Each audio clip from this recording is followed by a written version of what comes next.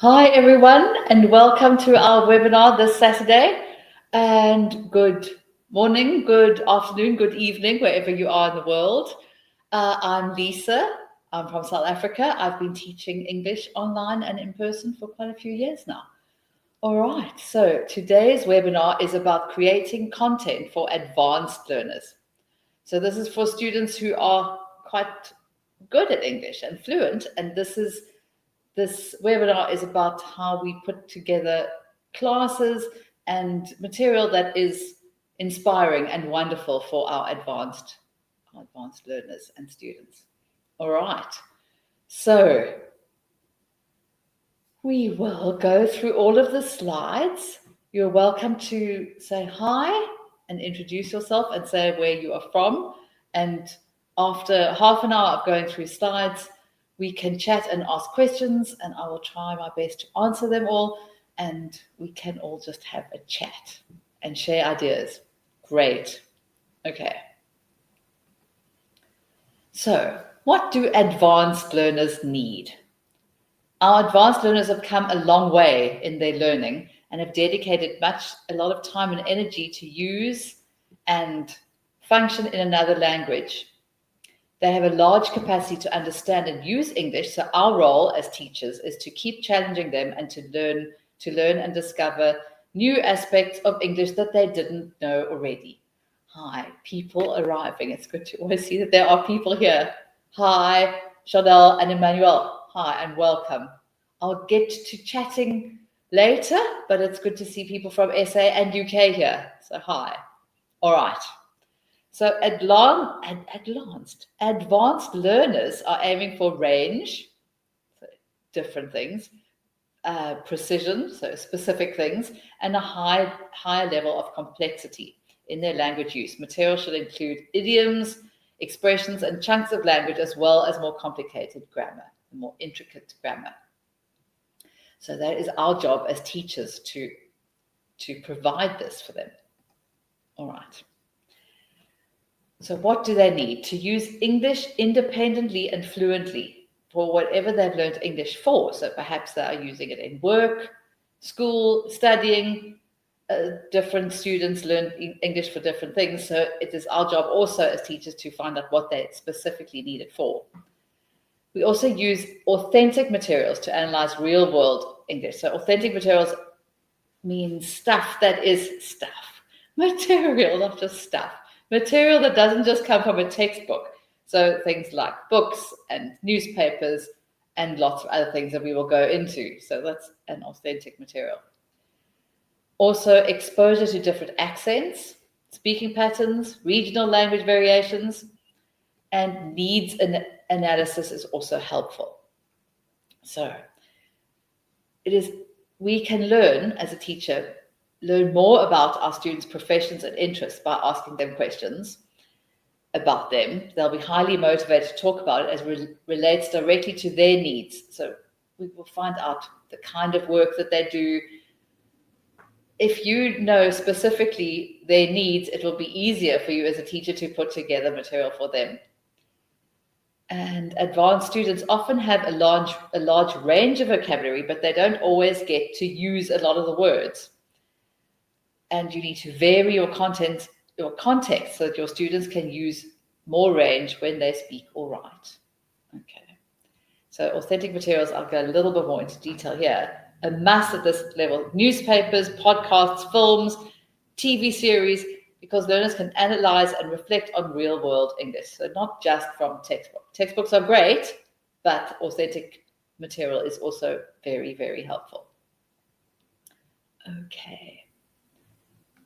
It can offer things like colloquialisms, cultural references, natural tone, and students can be exposed to different speaking patterns and accents. So if you're watching a series, not just Netflix, you can see a series from so many different countries around the world. So that is also, just a series will open up so many different avenues of material.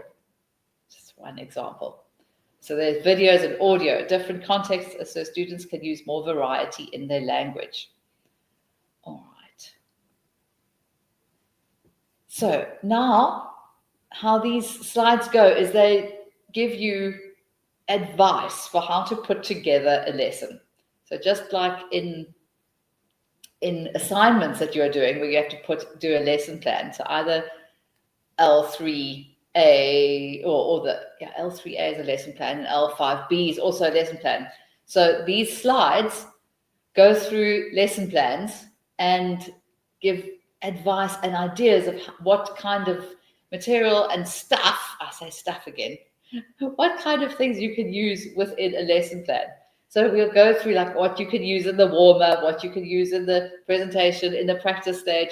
So that's what we'll be going into in some amount of detail. So videos and audio. In the warmer, it would encourage critical thinking and analysis. Activities you could use, fill in the blanks, just like you do for all students, not only advanced students. Paraphrasing. So if you watch, I'm just trying to think, you've watched something and then you ask what actually happened in that, and they have to paraphrase. Recorded interviews, discussions, debates, and then in the plenary, in the wrap-up, summarize classmates' recordings or arguments. So all sorts of different things you can do within a class. So yeah, some other ideas. For fluency practice, you can have students record their own podcast, just for fun. They make up their own podcast and record it and then listen to it. You also get students to prepare questions to ask their partner in the recording. Creating questions for discussions and debates are always an effective way for students to engage with the target language in a natural way. And so all sorts of different ways of using videos and audio in a lesson. Reading. Okay, this is a great section of material that you will use in all lessons, reading. And if you love reading, then you will often know all sorts of texts and books and plays and things that you can get hold of. So, reading materials can use newspapers, stories, academic essays, literature, articles in magazines, all sorts of things that include nuanced or refined language, complex grammar and vocabulary. So then students can focus on details and precision in their understanding and responses. So you could, when you are learning first language or second language at school, you always do reading and comprehension. So that kind of assignment that you did at school is the kind of assignment you would do in these classes as well. With a reading task, students focus on detailed precision and so detailed comprehension that require in-depth analysis, analyzing grammatical structure, matching words with their definitions, finding synonyms. So within reading, you can also look at all the different things. I love using reading texts at all levels of teaching, but you can, from just one passage of text, you can get vocabulary and grammar and so much else. So obviously it's a great way. And to use, if your student loves science fiction, for instance, then that's a great inroad. You know, you can always get some kind of book about science fiction or movie or whatever, but that's a great inroad to finding material for your advanced learning students. All right. Reading, so more about reading. So, and now we go through the lesson plan again. So in the warmer, they would read through it and you would elicit the gist of what does this actually mean. You can pre-teach the key language. So if it's not just a novel, it's something to do with, for instance, you have a law student. So you would maybe then look at a text that is all about law with key language that has to do with that, or they're in business. So you can connect reading activities to your students' specific needs. All right. So provide complex comprehension questions that encourage students to focus on specific detail of the text. Students could analyze the text and look for interesting and complex language. They should discuss why the writer uses the language and for what purpose. For fluency, students can state their opinions and thoughts on the text in pairs, so get them to chat, to you can mix up strips of paper, and each student must pick one, read it out loud, and present the argument, saying why they agree or disagree. There are all sorts of great activities you could take from reading texts to consolidate learners' language and wrap up the lesson, have them discuss new language and information that they found in the text. Okay. Writing. So we've done the audio, visual, and listening. Then we've done reading, now writing. So at an advanced level, the focus has shifted from just fixing grammatical errors to developing excellent writing skills, which can be challenging for students. The goal is to create clear and concise writing, fluency in expressing complex ideas, and being able to make cohesive sense.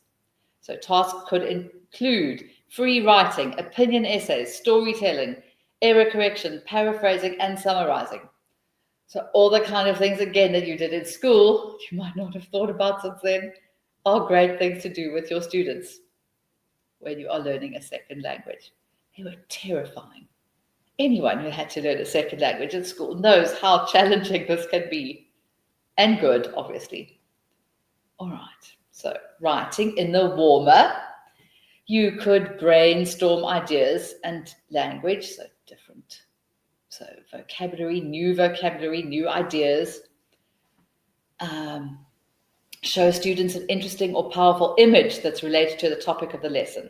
Students can then brainstorm ideas and language that they're going to use for their writing. For the controlled practice stage, you can provide students with unfinished sentences related to the theme that encourage them to practice writing language structures and vocabulary related to the context. So essays, paragraphs, joint writing.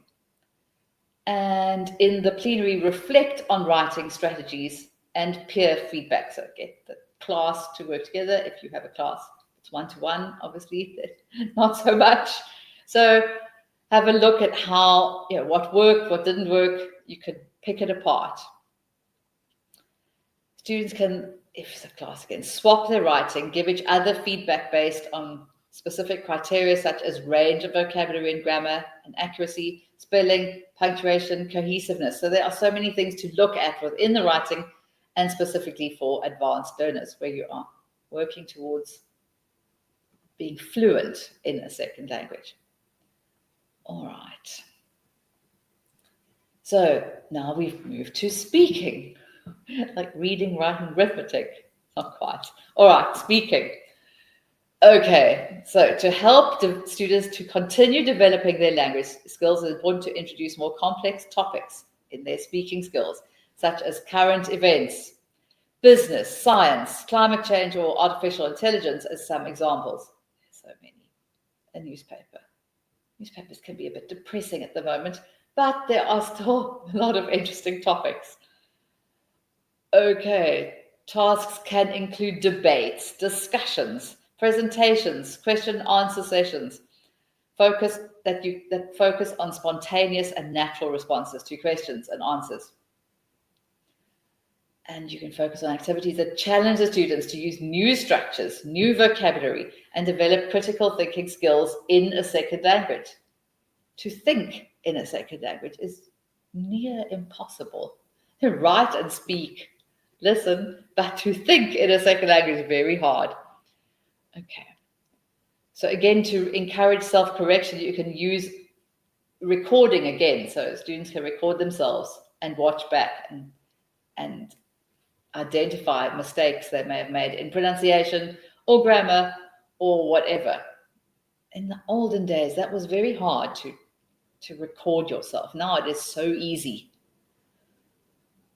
And especially young folk, like my daughter's age, they do it all the time. Okay. So we go through the class again. So speaking in a warmer, you could present an interesting statement for students to build their arguments on. And there's no end to interesting statements. You could also get your students to do some research before the lesson so that they are prepared on a specific topic. And then in the warmer, you can write a thought-provoking sentence and that is related, and they can then structure their own arguments. So if they are prepared, then they know what they're going to be talking about. All right, so some controlled practice activities for speaking lessons.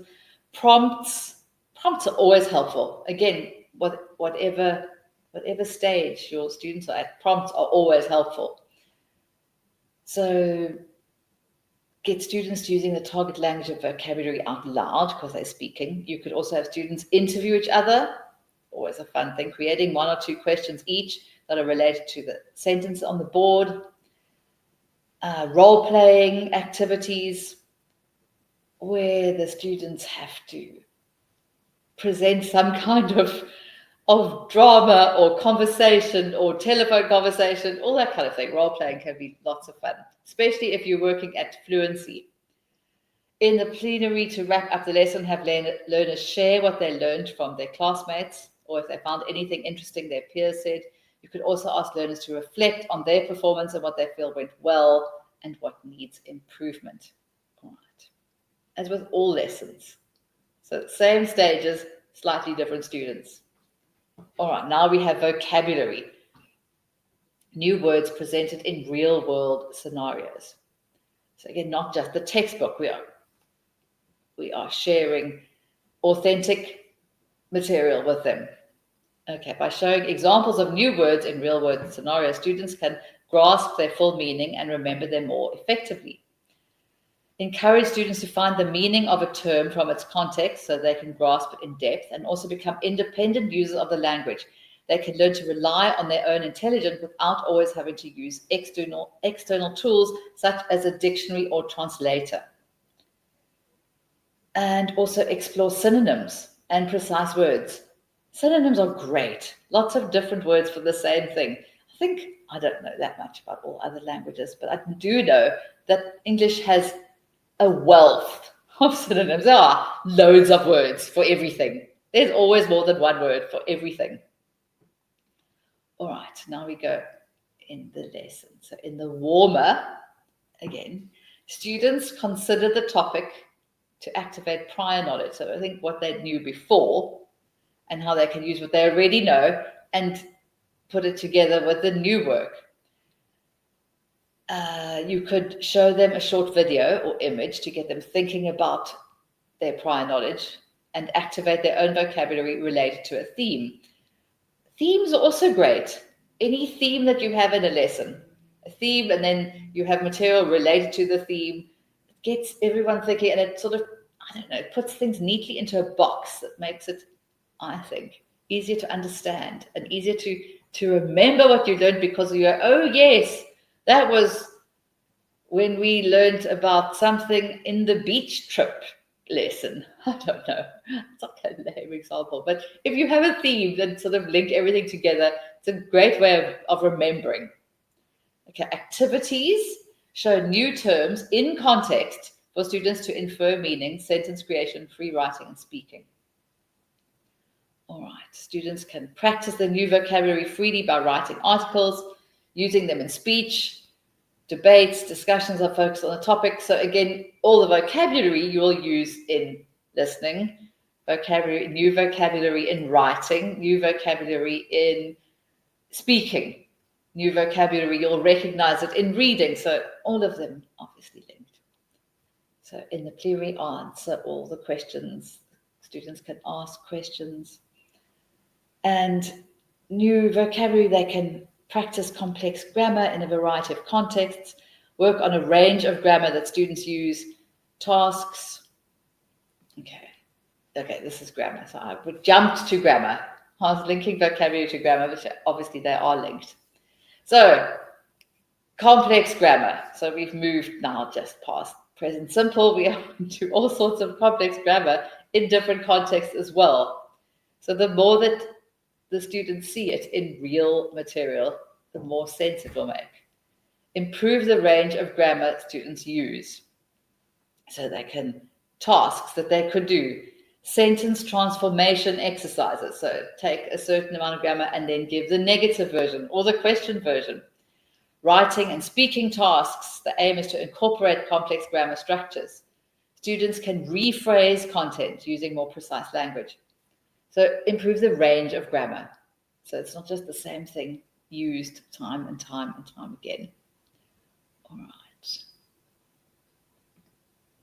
Okay, so a grammar lesson, visuals or a quote to present or elicit the context. As I said before, a theme. And I mentioned this as well for when you are doing your assignments, putting a lesson together. If you have a theme, you have something that holds your class together. So I do think a theme, a context for your lesson is always a great idea for both of the grammar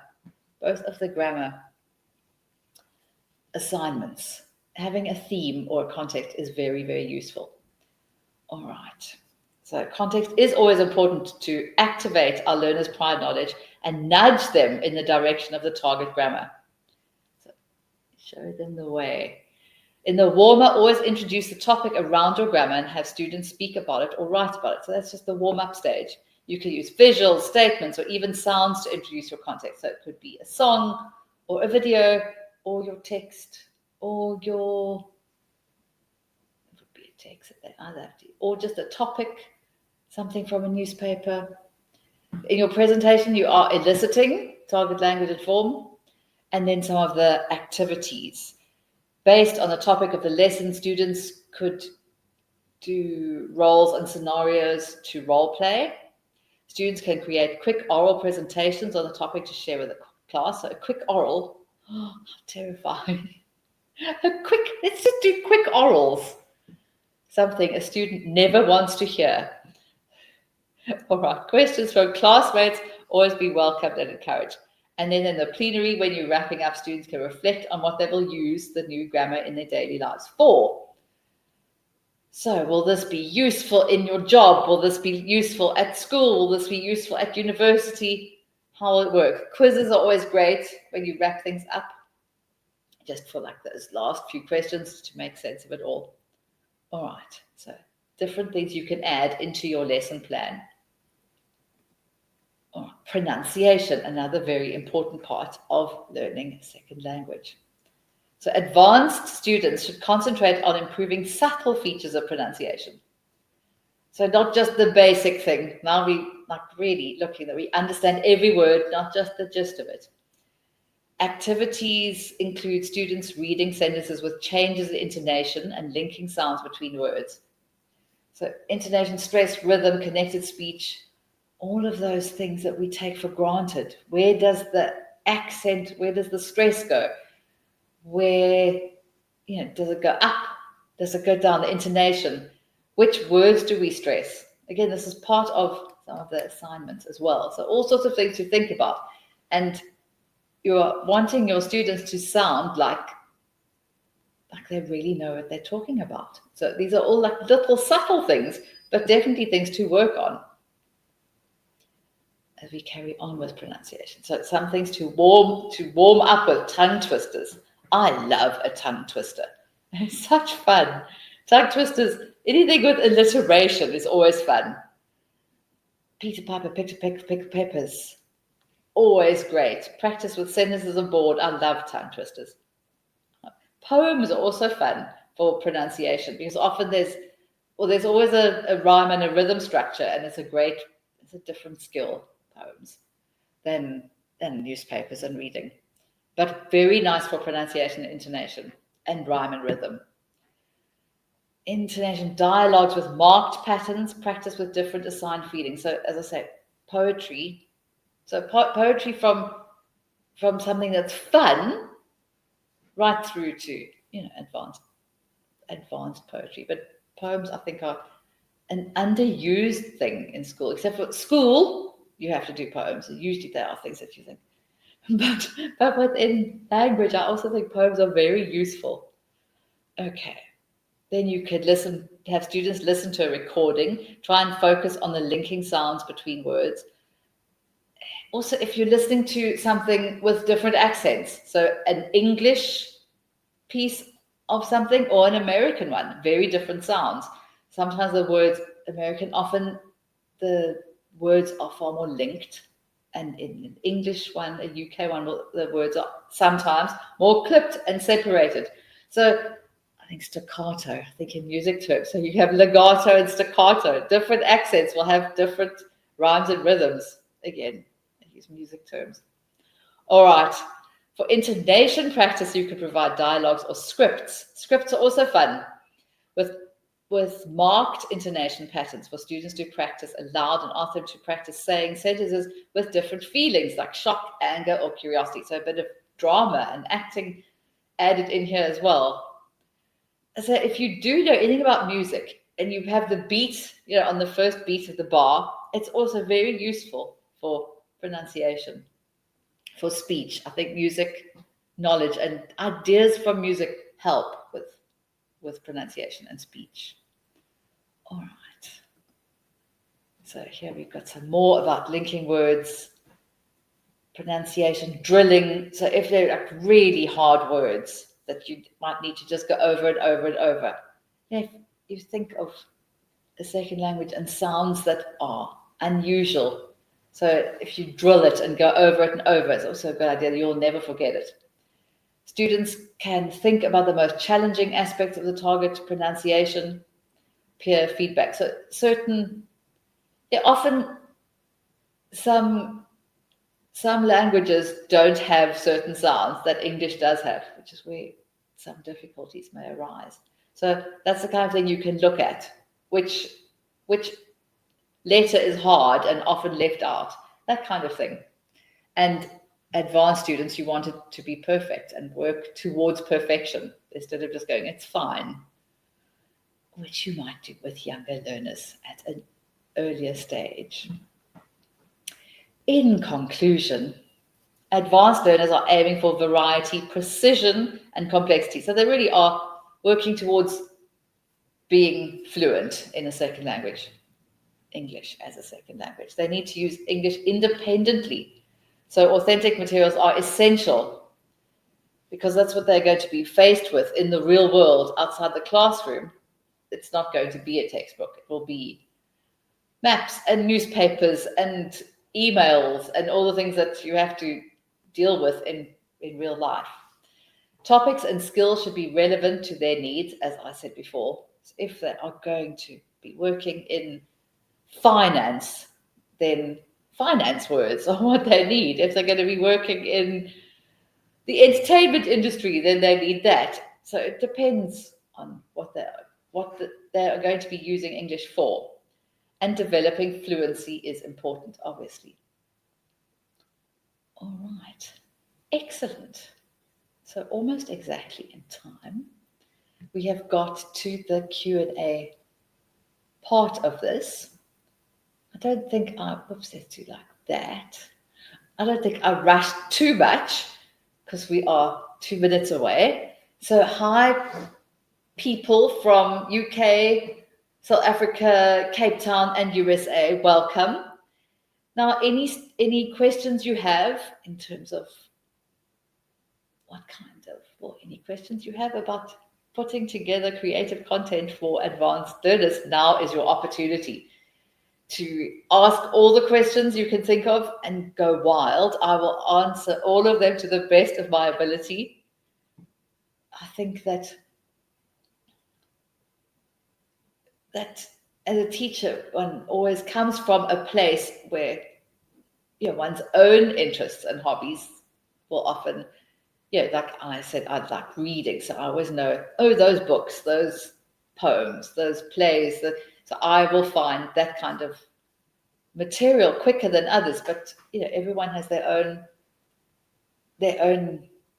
likes and dislikes already. So who has any other ideas of great material to use, and who has any questions?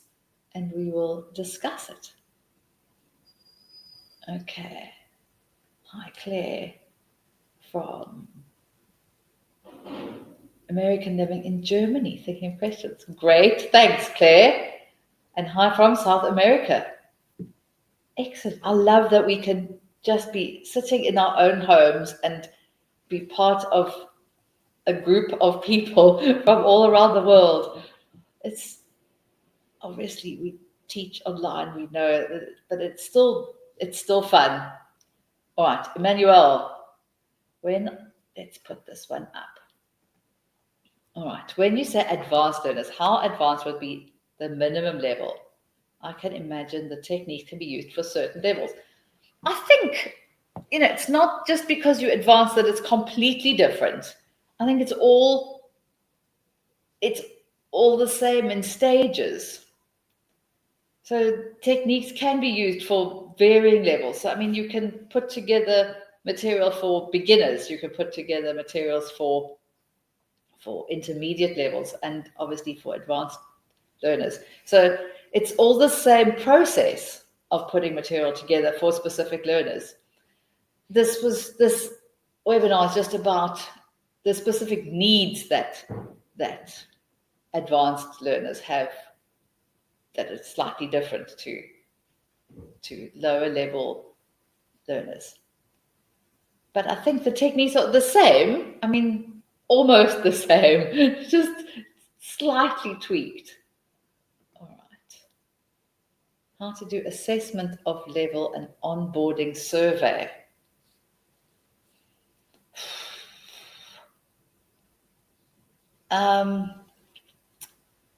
There are tests that can be found online that you could that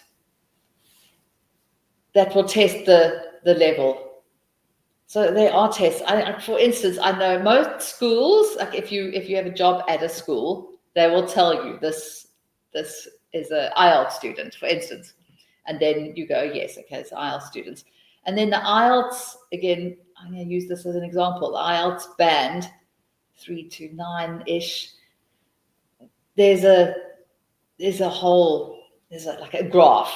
It's a whole graph. So IELTS band is one graph that you can use that does tell you the kind of level that your student's at. It's one way of looking at it.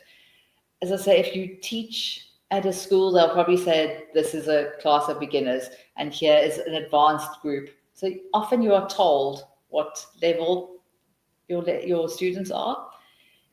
Again, if you have preply students, then also they do a test in their first lesson, which then the preply sort of tells you this is a student at this level. So I think that if you Google surveys on testing the level, then you will find something and find one that works for you. I don't think there's not just one. There are various different ones. Okay.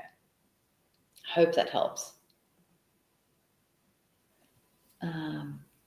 May not be for advanced learners, but what if they keep pronouncing the same word incorrectly? How do you keep correcting kindly? I think that it's that you can have advanced learners who pronounce one word or a kind of word incorrectly all the time. I've had IELTS students actually, and they make the same mistake. I'll go, great.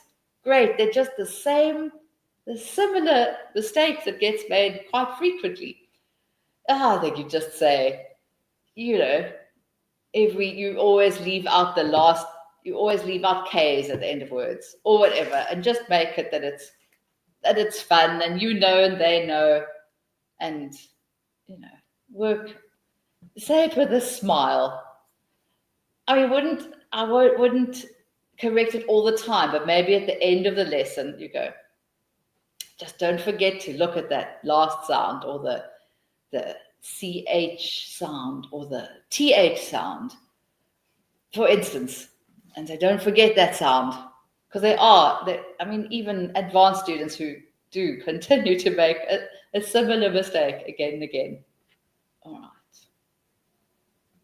Fossilized errors.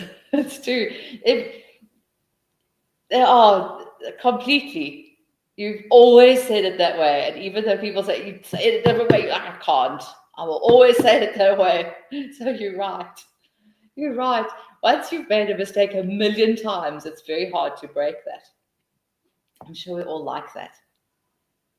Probably even in your first language, there's like something that you always say in a funny way. I can't think of any examples right now, but I'm sure it does happen. But yes, there are definitely fossilized errors. Okay. Nice. So you will find with pronunciation that, different people from different countries often make the same mistake. And people, I'm thinking of two students from completely different countries who also make the same mistake. Some advanced, some not advanced. So, just have to look at, I do think, and not that this is content for advanced learners entirely, but if it's just a small pronunciation error, there's no need to correct it every time. Maybe just at the end of a lesson, not at the, maybe not. Unless it's new, if it's new vocabulary, then you correct because it's a learning thing and move on. But if it's just the same, if it's a fossilized error, then you don't have to. You have to like stop. You can go to it at the end. Oh, B2 an advanced level. It's in between, intermediate. You can get that's not beginner, so it's intermediate. And I think sometimes a B2 student might be advanced in certain aspects. You might have, like for instance, there's another example. You might have like a young student who's at a B2 level, whose writing and reading is not very advanced, but actually speaking, often you get children who their speaking skills are quite impressive, and writing and reading not quite as much. So it depends. I've had some students who, like, their speaking level is, you can't believe it.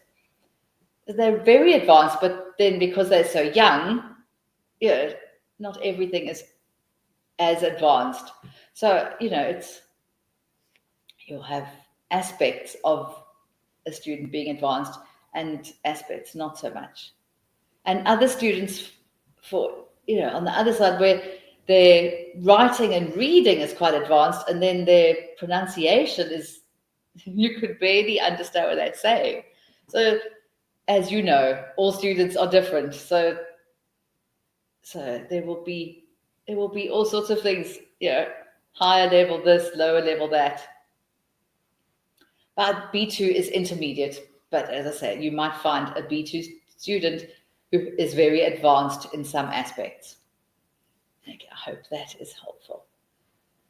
I had a very young student once who would always quiz me on maths.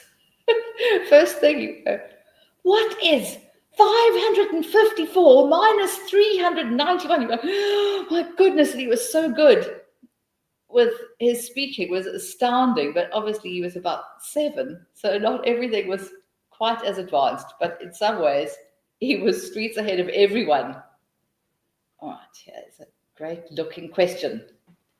I teach one-on-one out of my home. Sometimes they say they are A2 and then they arrive much more advanced. What is the best kind of lesson to plan when you don't know their level? A pre-phone call. That could work. I also think just have a batch of lessons. If it's your first lesson with a student, then just a phone call could help. But maybe if you just have, if you have 3, you've got your A2 lesson ready, your A2 first class, then you've also got, a B2 first lesson, and just be ready to switch it up. Or if you have your A2 lesson, then just be ready to maybe add some extra things or go through it quicker and then go to lesson 2.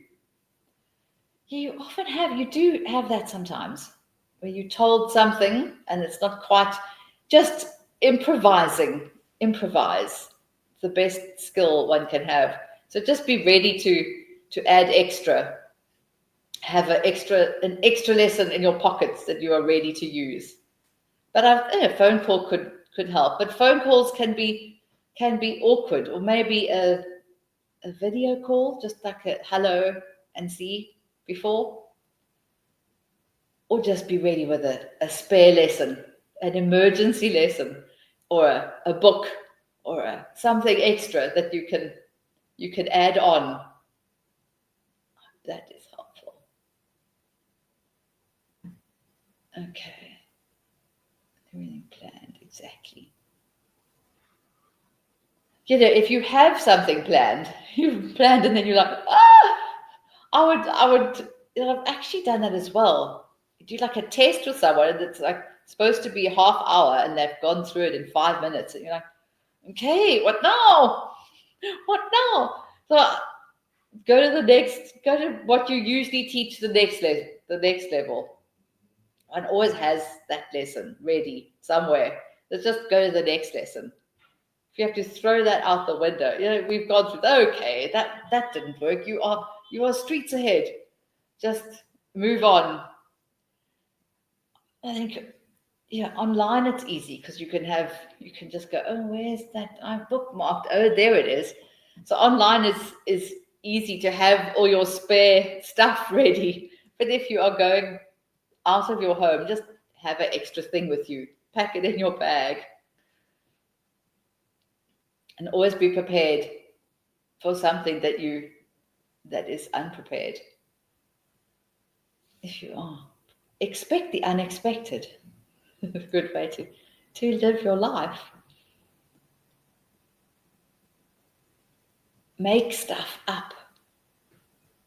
You can only be so prepared in life, and then the best made plans. There's a saying there. Can't remember it now. Sorry, about best laid plans. I don't remember. Okay, all right. So we still have some minutes to talk about putting together. Thanks, Claire. I hope it is good advice. I come from a background of improv and improvising and some drama things. So you have, if you are always ready with something in your back pocket, I just think that is helpful. With whatever kind of teaching you're doing. As I say, online is easier because it's right there. Google's right there. You can just go quietly click and go, Google, what on earth is this person's all about? And the first lesson is also a challenge to start off with. All right. How much pronunciation drills? That really depends. If you're teaching new vocabulary to a class and, if they get it first time, that's fine. If they're battling with it, if it's really quite advanced and the words are hard or the sentence structure is hard, again, I don't think it's not something you can say, oh, it's 5 minutes. It depends how much they need. If you're doing, if it's brand new material and it's quite complicated, then it might take a while. Or if the sounds are particularly difficult for that group of students or that specific student. I mean, pronunciation drills, I think with adults would be very dull, but for a full class of younger students, even younger advanced students, that would be more useful. But drills with adults, not so much. With kids, teens even, they could be very useful. And especially if, as I say, if it's specifically, if they're very hard words, you've got things like, I can't think of any examples again, but if you're saying things like, sit in solemn silence. If it's a whole lot of alliteration, say you're learning a lot of alliteration, there are a whole bunch of S sounds all in a row, then maybe it needs to be said, or a lot of consonants in a row. English is so full of end consonants, T's and D's and things at the end, k, t, p, t, all of those. So it depends how the sound goes.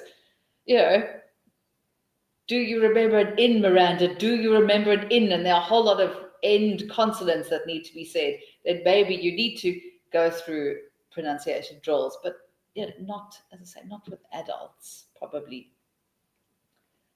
Kids, as I say, even advanced, could, when there are complicated sounds, then yes, tongue twisters are fun to do.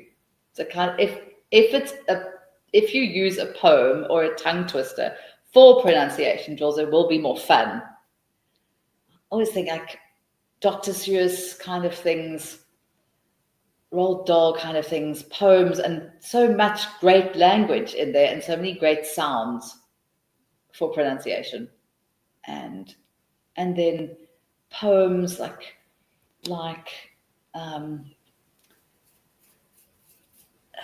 Spike Milligan's coming to mind, but limericks, always good. Limericks, what I'm thinking of, which is a fun thing for pronunciation and end sounds and rhyming sounds and rhythm. So if what you're using in your pronunciation drills is fun, then it will be fun and useful. But if you're just saying the same word again and again and again, not so much. Yeah, I hope that is useful.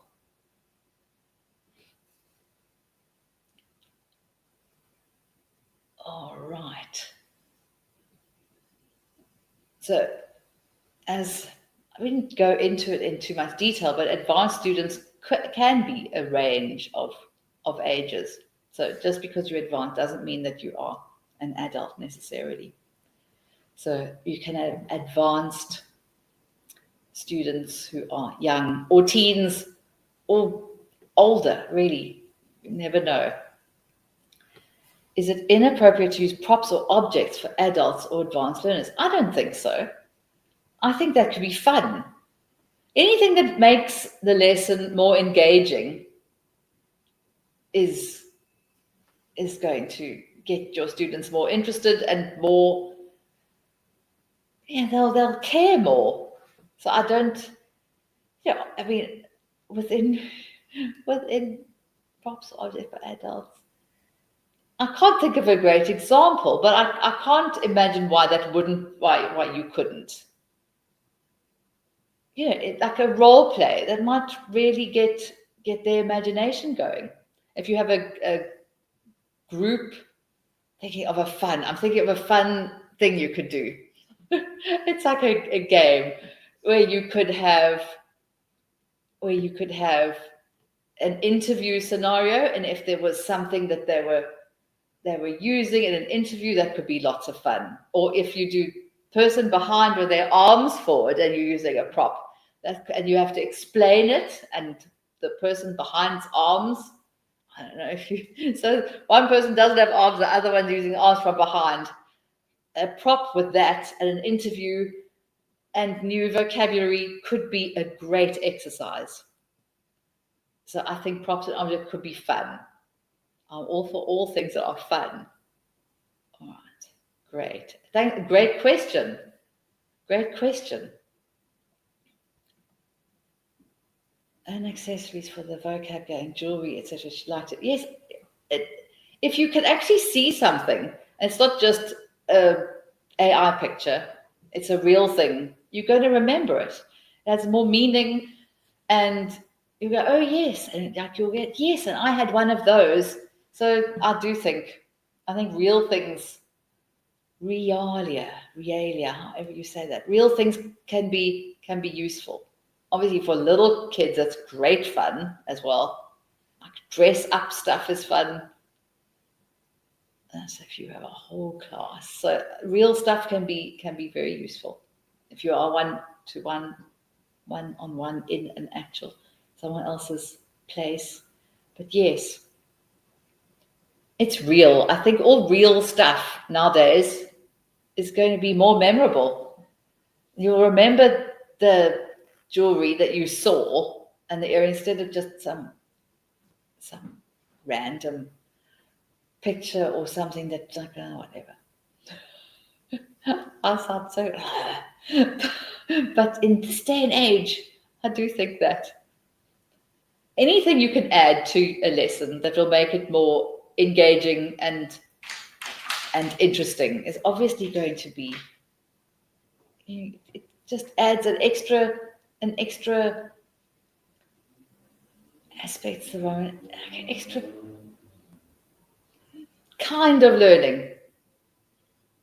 Yeah, so like you have this kinesthetic, visual, verbal, so anything that you add to that is going to be more interesting. And that if it's a group if it's a group that different students learn in different ways, so different kinds of materials will reach different students in different ways. That's what I'm trying to say, in a roundabout way. It looks like great. How can students incorporate vocabulary in their lexicon? I think that spaced repetition is needed. That is a good question, and I think your own answer is also good. That's tricky. That's very tricky, and I'd say it's tricky because I think of it in my own second language. The town I live in is not English first language. It's Afrikaans first language. So I often have to speak Afrikaans, which is my second language, which at school I was just useless at. I mean, you pass, but you don't ever speak it. When you learn a language at school, a second language, you often don't speak it. You do your mondeling once a year, and then you never ever speak it any other time.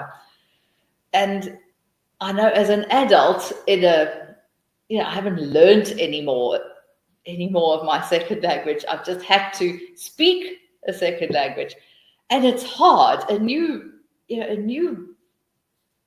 word into your general.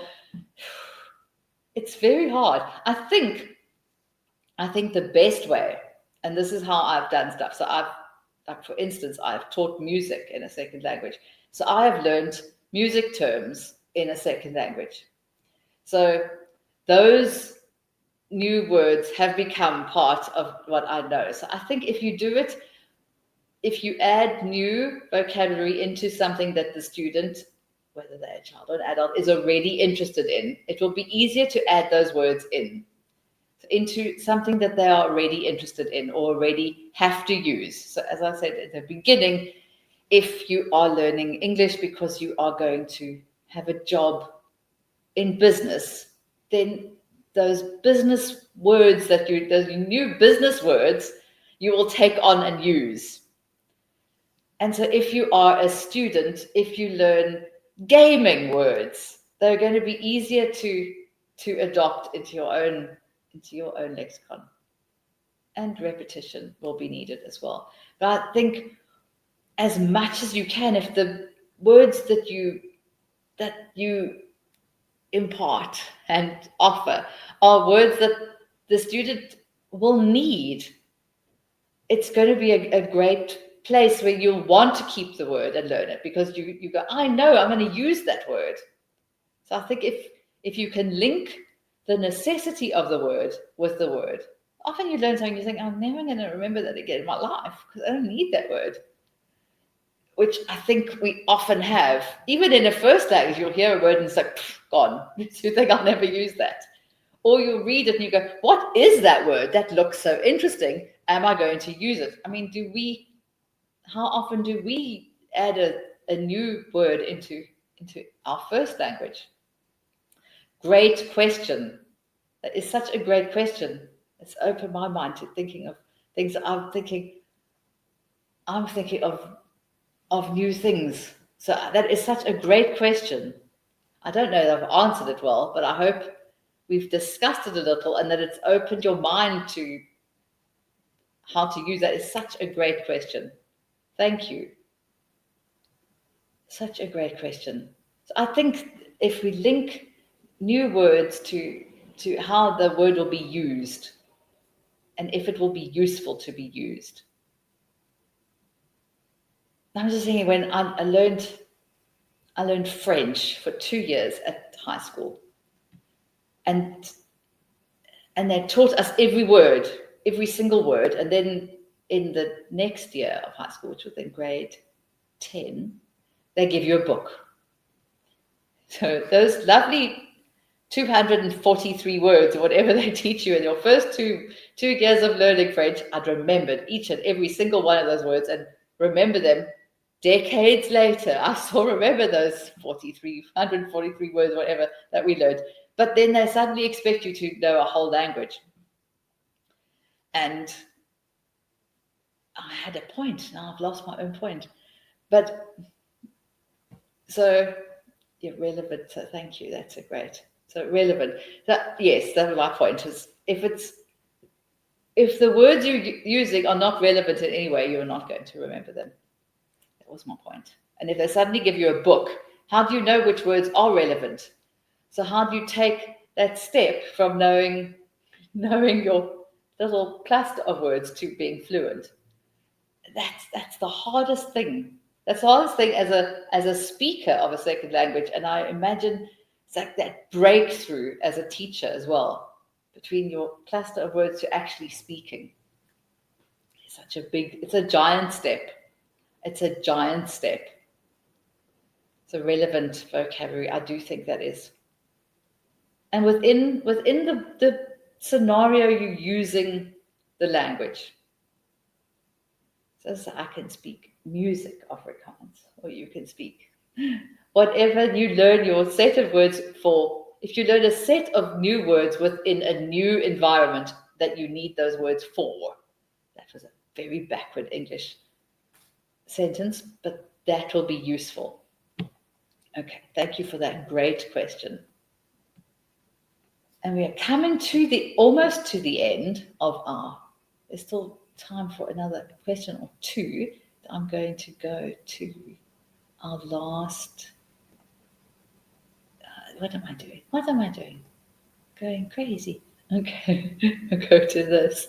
So in a few minutes time, a couple of minutes time, then we put this up and ask if you would please give us a little bit of feedback at the end of the webinar in a few minutes time, and say what you thought of this webinar, what you would like webinars to be about in the future, webinars that will help you with your teaching journey, webinars that will help you with your studying journey. So by all means, click on the link and let us know what you would like in the future. Also, I didn't even mention at the beginning, but all of the webinars that have ever been done for TTA are available on YouTube on the TTA YouTube page. So if you go to their page and subscribe and then click on videos, then there is a whole long list of videos of all of the assignments and the material for beginner students and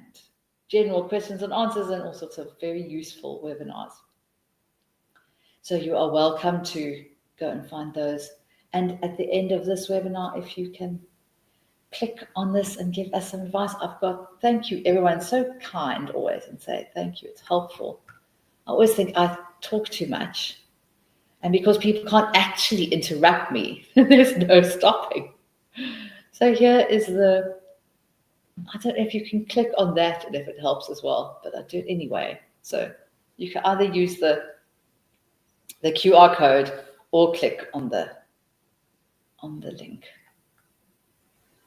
So thank you. Thank you for joining us all to have a chat about creating content for advanced learners. And I hope that you enjoy the rest of your weekend, the rest of your evening, your day, your morning, depending where you're from. And good luck with your teaching, your assignments, and have a great Saturday. I have one more minute, but thank you. Thank you so much for your excellent questions. I'm supposed to be helping all of you guys, but afterwards I always think, oh, that's such a good idea. Thank you. And I often feel afterwards I'll definitely use that with my students as well. So I think it's a great place where we can share ideas with each other, fellow students around the world. So thank you, everyone. And I will say goodbye and thanks. Goodbye and have a great Saturday.